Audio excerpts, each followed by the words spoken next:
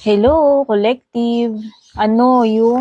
This is part 1. Ano yung mga paparating sa inyo? Posible na paparating ngayong month ng May. Ano yung mga paparating sa inyo ngayong month ng May? Part 1. Merong shake-up. It could be na merong some kind of disruption. Pwede ring ending, no? Pero this is transformation So for sure, may mga panggulat, surprises or shock or unexpected na mangyayari, no? May mga changes for sure. You will attract, it could be na you will attract opportunities. It could be na you could attract a new person, no? It could be you maka-attract ka rin ng success or yung mga tao na mai-impress sa'yo, admirers, no?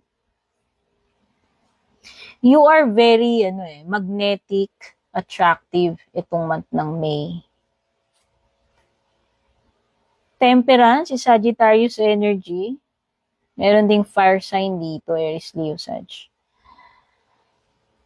Temperance is about, union, partnership. Whether itong partnership nga na ito, sabi ko nga, pwedeng may ma-attract ka na person, ka-connect, ka-relasyon, romantic. Pero pwede ka rin naman maka-attract ng someone na, pwede rin namang friend na makakasundo mo, makakasama mo tungkol sa isang bagay na gagawin mo.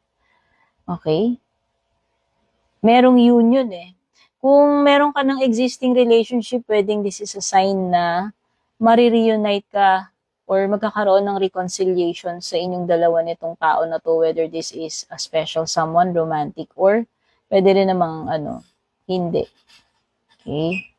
So, nakikita ko is mas may kaayusan, mas matahimik, mas at peace ka, mas kalmado ka, mas tempered ka ngayong month ng May. Nakikita ko na mahahandle mo yung whatever challenge na meron with a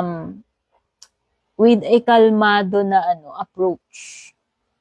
Okay, this is peace, harmony, and balance. For some of you na nangangailangan ng healing, ito na yung healing na hinihintay ninyo.